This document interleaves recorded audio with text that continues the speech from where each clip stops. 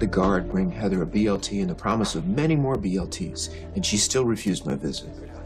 There could be many explanations for her behavior, or none. After all, the woman is insane. Yeah, she's homicidal and dangerous, but she's got self-interest, like, and it's constant. It's like a homing beacon. It just doesn't stop. And I know that she knows something about that picture. You are jumping to conclusions. You don't know, Heather. You don't. I do. And if she didn't know anything about the picture, then she would lie and say that she did, and she'd make up this huge, elaborate story that would invariably end with me helping her to break out of Darkham. Then you are fortunate she refused to see you. But she refused to see me because she does know something about that photograph. She refused to see me because she's hiding something from me. Or she's torturing you, playing mind games with one area where you're vulnerable, your childhood. When I was a kid,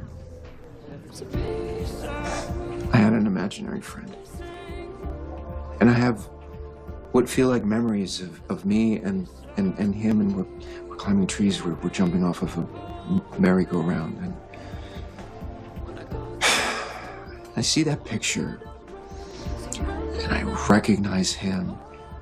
And I don't understand. I mean, if my imaginary friend is real, and where did he go? What happened? Why did he just disappear from my life like that? I'm glad you called me. Clearly, you're too emotional to think straight, or you would have realized Heather Weber is in no position to answer these questions. After all, she gave you up at birth.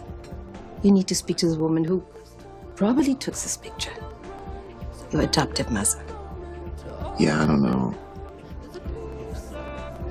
Betsy's always been so fragile. And she did the best she could for me. And I wasn't an easy kid, and I've been an even less easy adult. I don't want to bring any more pain into her life. I have never had the privilege of meeting Betsy Frank, so I won't presume to speak for her.